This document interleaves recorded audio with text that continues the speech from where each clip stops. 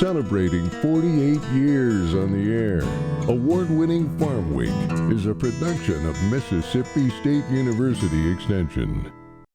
Today on Farm Week, Ag Secretary Brooke Rollins tells the House Ag Committee what she's been up to.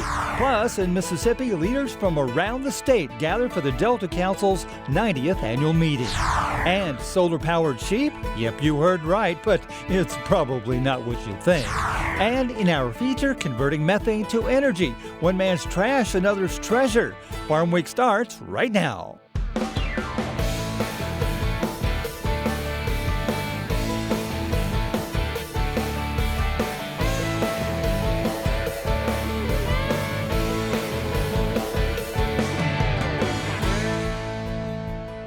Hello everyone, I'm Zach Ashmore. And I'm Mike Russell. As always, good to have you with us again here on Farm Week. Ag Secretary Brooke Rollins paid a visit to the Hill recently. On the agenda, bringing Congress up to speed on her activity. Here's some insight into that hearing. Secretary of Agriculture Brooke Rollins gave testimony to the House Agriculture Committee about the initial months of her tenure at the USDA. Farm labor was a popular topic. Several committee members were concerned about the cost of H-2A workers to farmers.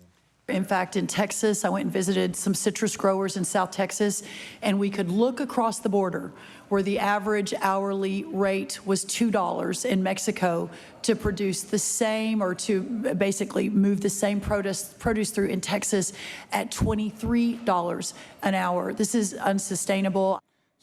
Representative Don Davis of North Carolina was concerned that the current H-2A system is limiting the number of workers available for farm labor.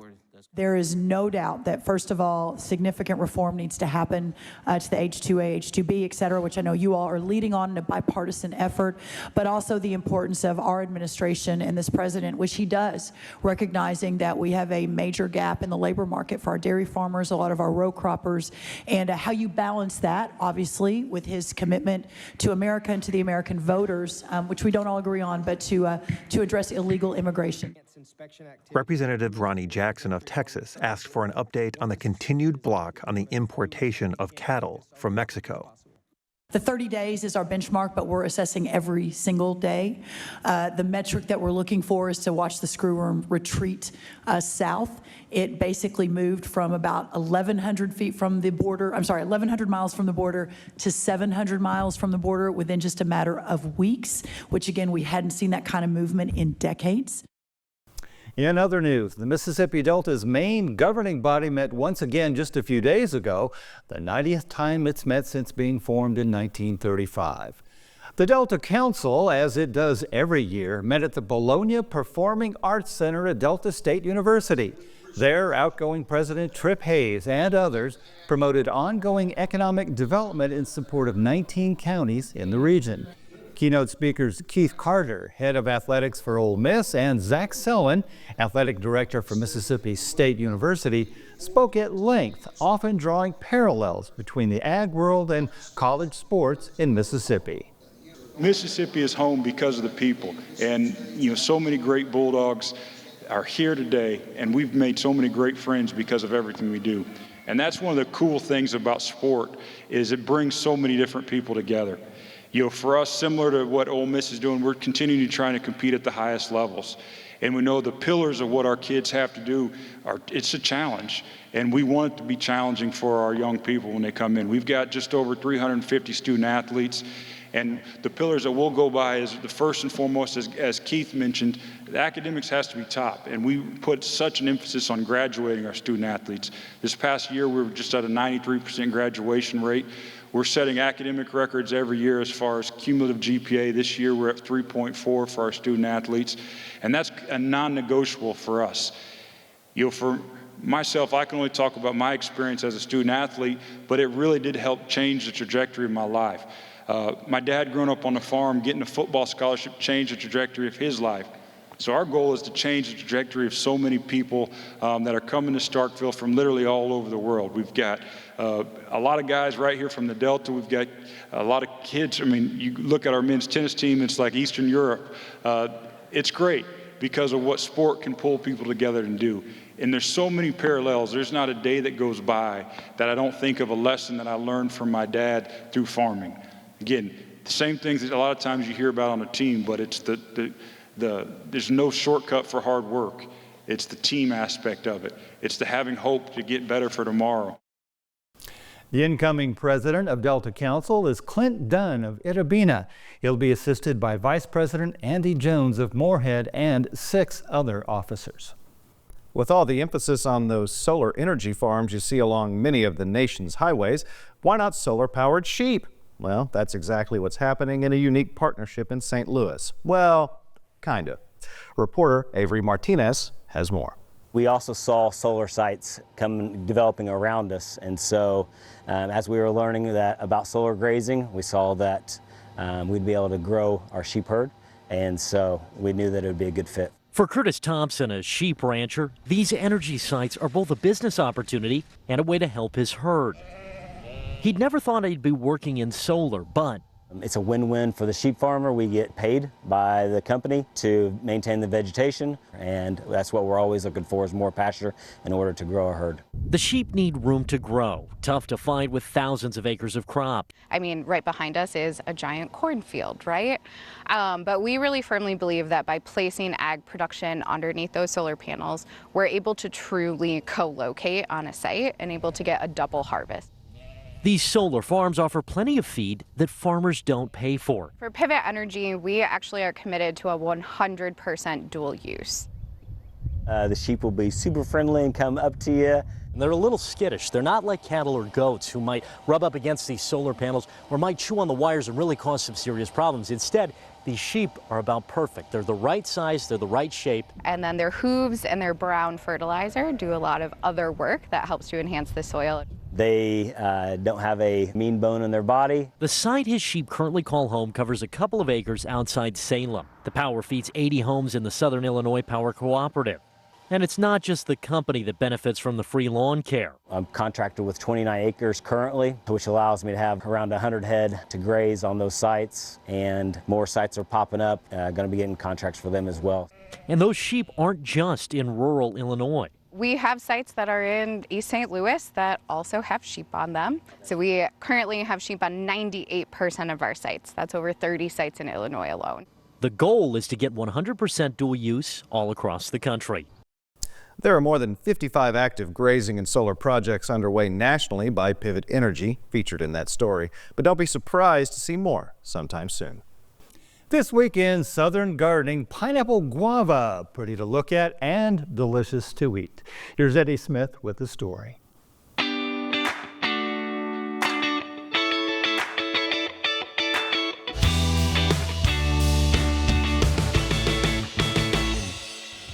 It's always a treat to include plants in the landscape that offer both beauty and function. Paul and Donna Ingram of Vicksburg, Mississippi have done just that with their impressive pineapple guava shrubs. Let's take a closer look. Native to South America, pineapple guava is an evergreen shrub or small tree valued for its ornamental appeal, edible fruit, and striking flowers. It's a versatile plant that can serve as a specimen plant, hedge, or even thrive in large containers. Depending on the climate and how it is pruned, it typically grows between 6 to 15 feet tall and wide. The foliage is especially attractive with gray-green leaves and silvery undersides that create a soft, shimmering effect in the garden. In late spring to early summer, pineapple guava puts on a floral display of exotic, fleshy white petals and bold red stamens. Come fall, the plant produces fruit that can be enjoyed fresh or used in everything from jams to smoothies and desserts. This plant thrives in full sun to partial shade and prefers well-drained soil. Pineapple guava is hardy in USDA zones 8 to 11 and can tolerate short periods of cold down to the upper teens. With its combination of low maintenance, ornamental charm, and edible rewards, pineapple guava makes a fantastic addition to any landscape. I'm Eddie Smith, and I look forward to seeing you next time on Southern Gardening. We'll take a break right here, but don't go away. Coming up on our Farm Week feature, you've heard it before, one man's trash, another man's treasure. Politics aside, climate change is a priority for many, and the door is opening wider to capitalize on opportunities like methane, a greenhouse gas that traps more heat in the atmosphere than CO2. Ag waste is one source of methane used by one company to produce cheaper electricity, turning trash into power. That's coming up. Don't go away.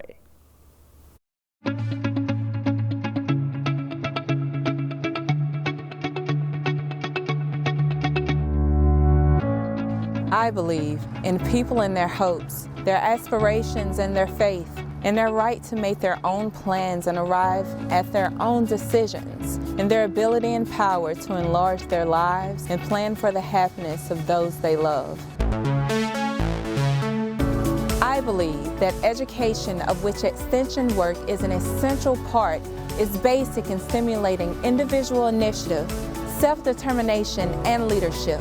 That these are the keys to democracy, and that people, when given facts they understand, will act not only in their self-interest, but also in the interest of society. Because I believe these things, I am an extension professional.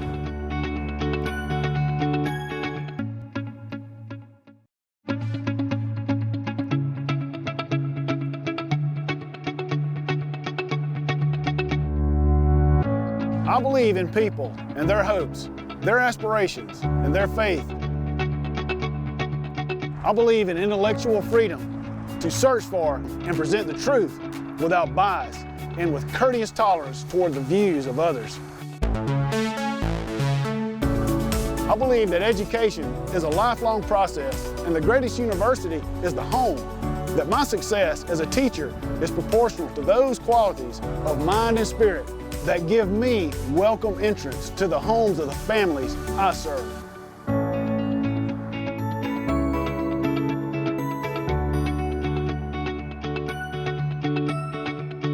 Because I believe these things, I am an extension professional.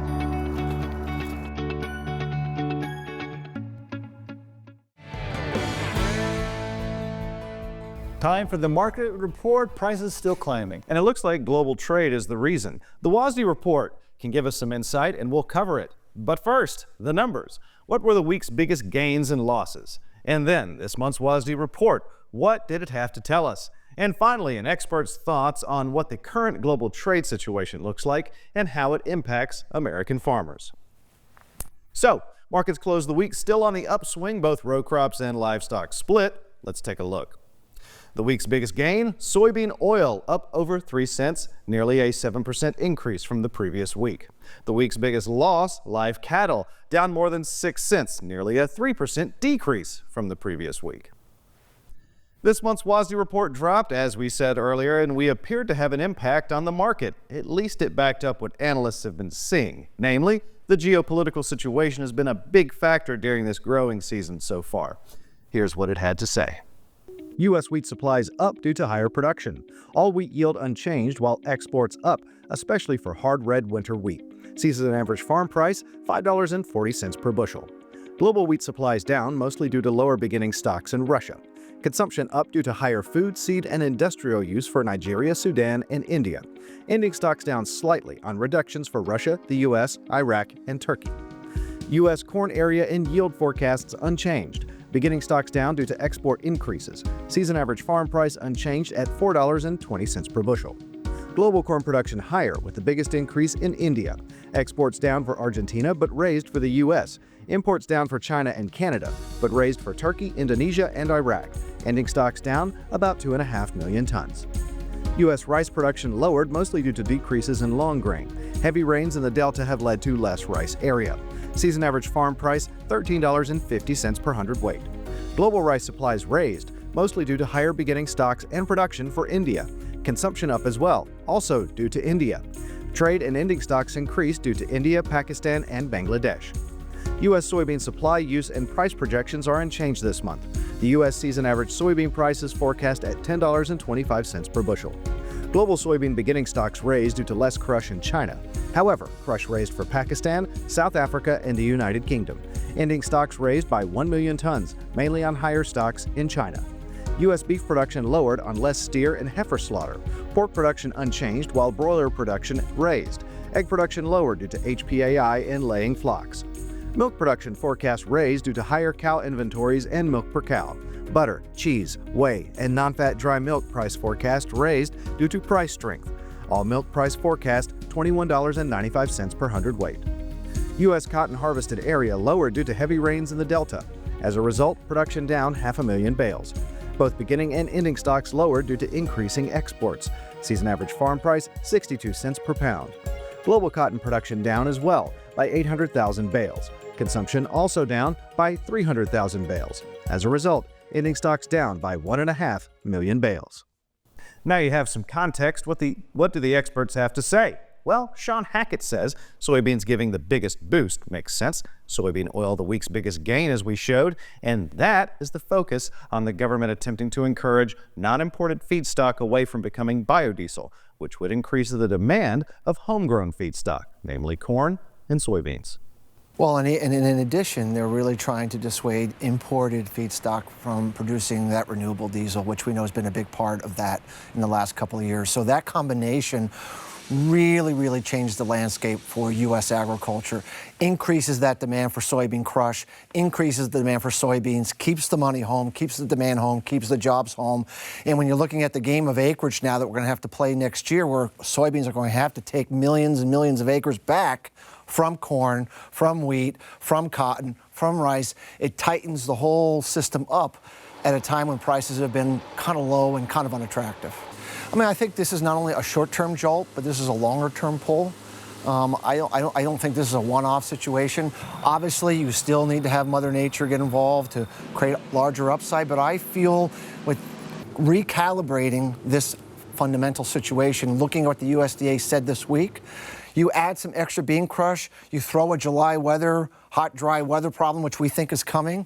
It wouldn't take a whole lot to move those ending stocks to very uncomfortable levels, and putting ourselves in that price level of $11.50 or $12 on November soybeans is the technical targets we have for where this might take us as we move into the mid-late July period. We are the best price in the world right now. We are priced to sell. We've had a good crop, at least for HRW, and so we're moving the product. Russia continues to lower their exportation. Looking at the crop they're going to produce, it doesn't look like it's going to be much better than last year. So we have an ability to move a lot of export of wheat to other countries. Now with the trade war starting to calm down, it's a very good sign to see that kind of demand coming for U.S. wheat, and I think it's going to continue, and it's another driver on top of what's going on with the geopolitics now heating up again, where wheat always is sensitive to that. Wheat seems to me like there's too many shorts that have bet too long on a lower price. And that's it for a deeper look into the markets. Quite a bit of activity now, much of it speculation and governmental policy. If Sean's right, soybean prices could continue to rise. Mike? Thanks, Zach. Energy, always on the radar, especially these days, and more ways to generate it being refined all the time. Here's Josh Bittner with a new view on methane. For the state of California, taking a bite out of climate change is a high priority.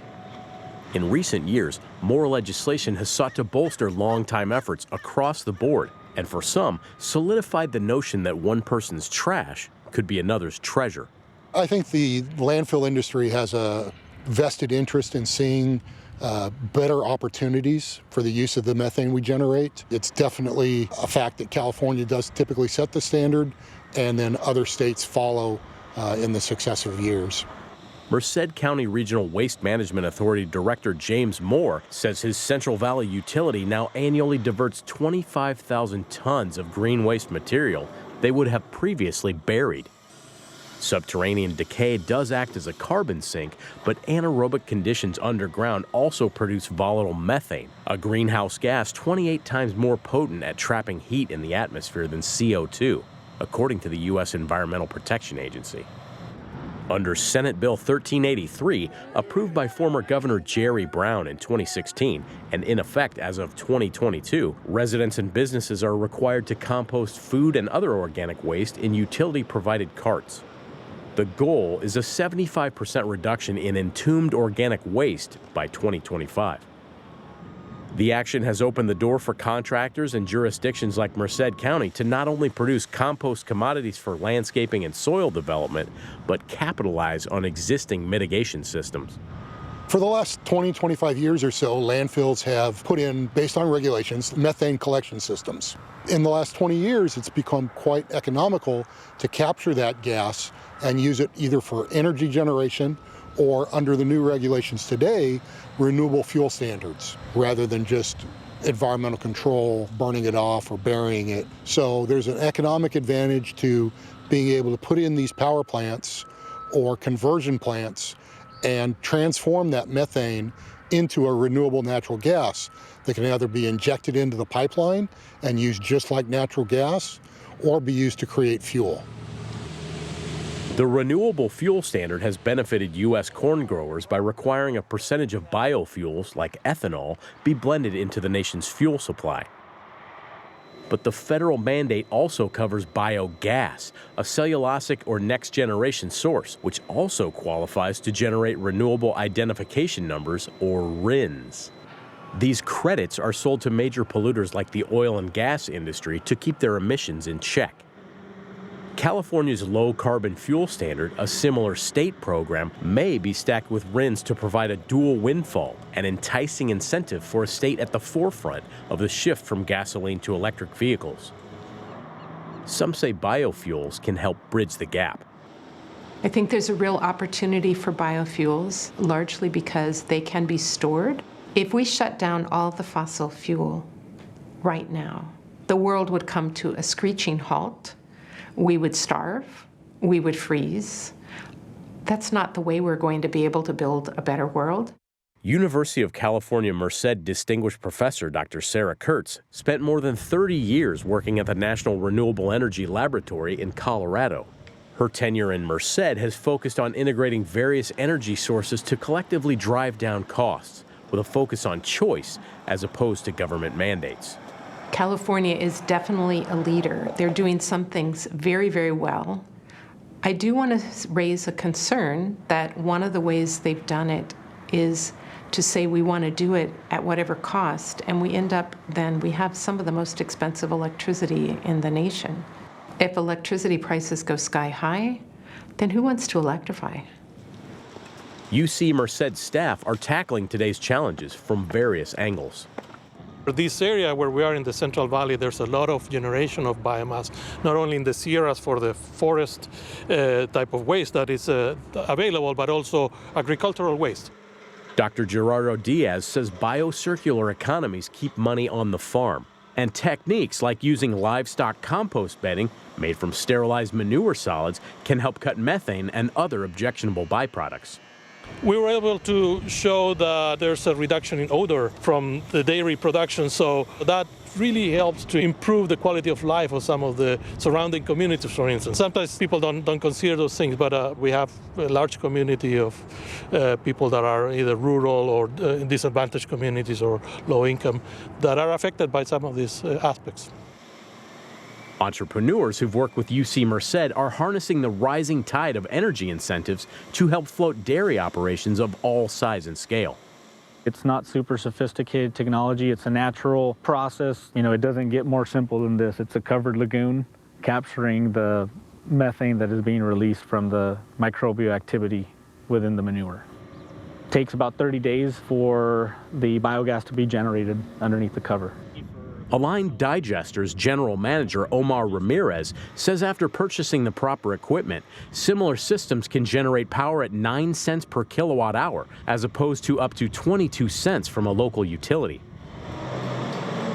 He adds this dairy in Chowchilla, which milks 6,500 head, feeds his setup roughly 350,000 gallons of liquid waste daily, which can generate around 2 megawatts of power.